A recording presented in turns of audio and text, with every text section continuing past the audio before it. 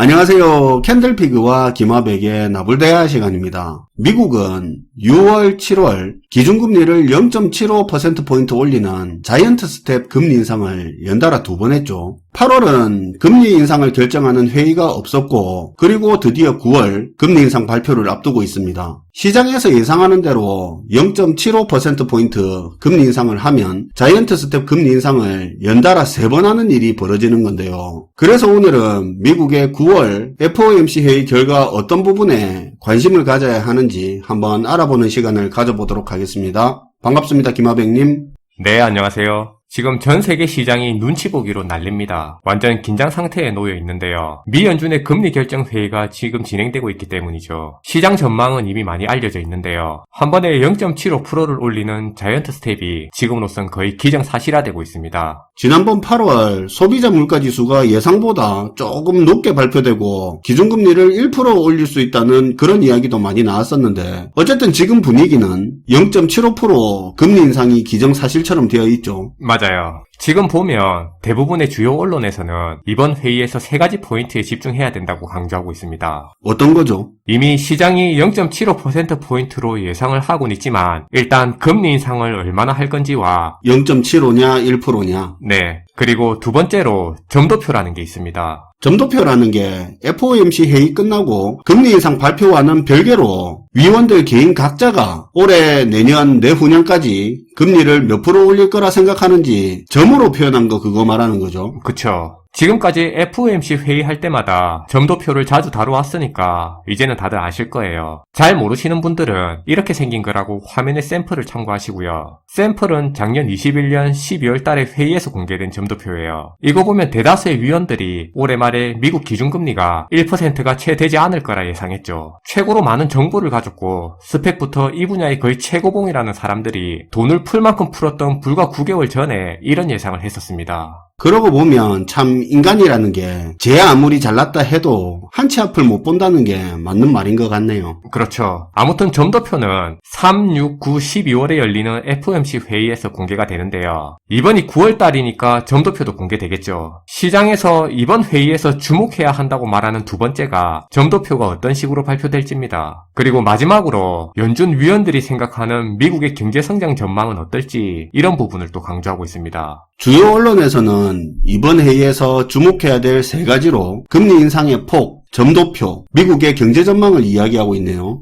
네. 근데 개인적으로 저는 저 3가지 포인트는 전혀 중요하지 않다고 보고요. 솔직히 발표될 결과도 볼 필요 없다고 생각합니다. 그게 별로 중요하지 않다는 말입니까? 네. 이미 얘기한 것처럼 다 예상되는 결과고 발표 결과도 거의 다 정해져 있다고 볼 수 있죠. 기준금리 0.75% 올릴 거고, 점도표 보나 마나 올해 연말 미국 기준금리 4% 넘게 찍을 거고요. 경제성장 전망은 1% 초반 나올 가능성이 되게 높습니다. 그러니까 뻔한 이야기에 의미 부여해서 관심 가질 필요가 없다고 생각하시는 거네요. 맞아요. 사실 점도표나 이런 내용들은 금리 인상 초반인 올 초만 하더라도 미 연준의 금리 인상 속도나 정책 기조를 파악하는데 연준 위원들의 금리 인상에 대한 인식을 파악할 수 있는 점도표가 중요할 수 있으니까 저희 채널에서도 자주 소개했던 내용인데요. 근데 지금 상황은 이미 금리 인상 기조 다 정해져 있고요. 굳이 점도표를 안 보더라도 얼마나 빠른 속도로 얼마나 높이 올릴지 대략적으로 다 알고 있는 상황입니다. 지금 상황에서 연준의 회의 결과 자료 보고 향후 경기 상황을 예측한다는 건 기차 맨 뒷칸에 앉아서 지나간 길 보면서 앞으로 나아갈 길을 예상하는 거랑 거의 비슷한 모양 같다는 생각이 강하게 들어요. 그러면 뭘 집중해서 봐야 된다는 겁니까? 네, 그래서 오늘은 지금 진행되고 있는 미 연준 회의와 관련해서 현재 언론에서 강조하고 주목하는 저 3가지 포인트 말고 개인적으로 눈여겨봐야 될 2가지 포인트가 있어서 그 부분에 대해서 얘기해보는 시간을 가져보도록 할게요. 그럼 이번 회의에서 관심 가질 포인트 첫 번째는 뭡니까? 네. 금리 문제가 워낙 중요하다 보니까 저희 채널에서 미 연준의 FOMC 회의가 있을 때마다 회의 결과 내용을 정리해서 소개했는데요. 기존에 저희 영상을 꾸준히 보신 분들은 아시겠지만 회의 결과가 나오면 단 한 번도 예외 없이 주식시장에서 항상 반복됐던 패턴이 있습니다. 회의 결과가 나오고 금리가 얼마가 오르든 늘 시장은 예상했다는 겁니다. 아, 맞죠. 맨날 그랬죠. 네, 이런 예상했다라는 분위기를 시장에 퍼뜨리고 예상한 만큼 결과가 나왔고 불확실성이 해소됐다는 그런 분위기 분위기로 실제 시장을 이끌었죠. 그래서 그동안에 보면 늘상 예상된 회의 결과였기 때문에 회의 이후에 주식시장은 항상 반복적으로 한 며칠은 쭉 올라가는 흐름을 보였고요. 이후에 확 꺾여서 주저앉는 모습을 보여왔습니다. 그래서 이번 회의 결과 이후에도 예상됐던 결과라고 하면서 금리 인상 직후 시장이 반등해서 올라갈 수 있느냐, 기존의 패턴을 똑같이 반복할 수 있냐, 그 부분이 중요할 수 있습니다. 그게 왜 중요하죠? 그러니까 금리 인상 발표하고 난 직후에 예상했던 결과다 하면서 주식시장이 한 며칠 오르고 이후에 줄줄 흐르던 그 패턴을 반복할 수 있냐 없냐가 중요하다 이 말입니까? 네. 왜냐하면 개인적인 생각으론 지금까지 시장은 사실상 지난 1년간 실질적인 하락장인데도 투자업계에서 말로 억지로 분위기를 조성하고 금리가 계속 누적돼 높아지면서 경제 부담이 점점 커짐에도 불구하고 뚜렷한 실체도 없이 말로만 끌고 오면서 유지하던 시장인데 이번에도 과연 그런 분위기로 시장을 만들면서 유지할 수 있는지를 확인하는 거죠. 만약에 회의 결과가 나오고 예상됐던 회의 결과인데도 불구하고 시장이 그저 힘없이 주저앉는 모습이 나온다면 이젠 시장 분위기가 본격적으로 바뀌어가고 있다고 볼 수 있을 것 같고요. 이때부터 투자자들도 시장을 본격적으로 의심하는 계기가 될 수 있습니다. 그럼 이제 업계에서 시장을 기존처럼 말로만 끌고 가기가 더 힘들어지게 되고요. 분위기 조성도 어렵고 이 같은 분위기를 유지하는데 더 많은 돈을 투입해야 되는 그런 상황이 오는 거죠. 그만큼 시장 살리기가 더 힘들어지게 된다는 얘기입니다. 그러니까 그 말이 이번에 금리 인상 발표한 직후에 불확실성이 제거됐니 뭐니 어떤 이유가 됐든 예전처럼 발표 직후 며칠이라도 오르는 흐름이 나온다면 아직까지 시장의 기대감과 분위기가 영향을 주는 상황이라는 거고, 만약 금리 발표 이후에 예전과는 다르게 투자시장이 바로 내려가는 흐름이 나온다면 이제 본격적으로 시장이 현실을 받아들이는 쪽으로 기운 거라고 볼 수 있다 이거죠. 그쵸. 그렇게 받아들일 수 있는 거죠. 예전 같으면 연준 위원 등 연준의 입장 하나하나가 중요했겠지만 이미 크게 올라버린 금리 상황과 연준의 통화정책 기조, 향후 경기 상황의 방향까지 거의 다 드러난 지금 같은 경우는 오히려 연준 입장보다 투자시장과 거기에 참여하는 기관, 개인들이 어떻게 반응하는지가 더 중요할 거라고 봅니다. 더 이상 말로 분위기 조성해서 끌고 가는 게 안 먹힐 정도로 불안감이 커졌냐, 아니면 아직도 그게 먹혀들 정도로 시장 기대감이 남아있냐를 판가름하는 중요한 순간이 될 수 있다는 거예요. 아무래도 침체나 물가 문제 등 실물 경제 상황이 굉장히 심각해졌고, 이번에 금리 인상을 하면 자이언트 스텝을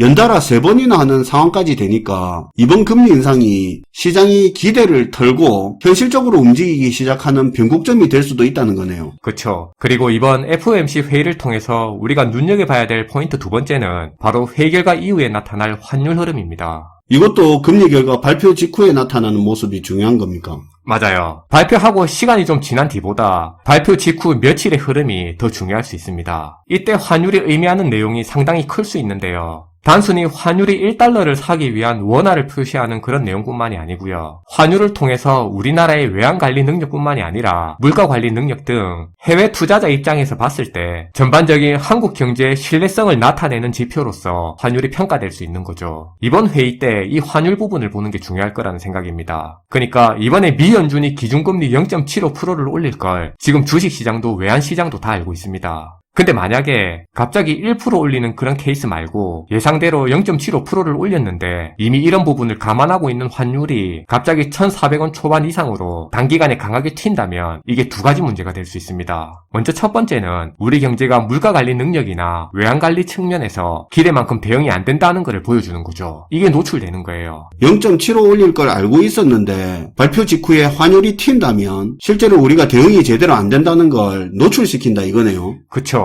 그리고 두 번째 문제는 예상된 금리 인상 결과인데도 불구하고 그런 급격한 환율 변동 흐름이 나타난다면 해외 자본들 입장에서 우리 경제의 외환관리 능력에 대한 의구심을 크게 증폭시키는 계기로 작용할 수 있는 거죠. 아, 찜찜하게 만들어버리는 거네요. 네. 그럼 이 시점을 계기로 향후 환율 변동폭이 더 심해질 수 있는 거고요. 환율 관리가 점점 더 힘들어지는 상황으로 몰릴 수도 있는 거죠. 무슨 말인지 알겠습니다. FOMC 회의 결과 발표 이후에 금리나 파월의 기자회견도 중요하지만 이번에는 회의 결과 발표된 직후에 주식시장이 예전처럼 며칠이라도 상승하는 흐름을 반복해서 보이는지, 환율이 회의 결과 발표 직후에 단기적으로 튀는지 그걸 유심히 봐야 된다 이거네요. 네.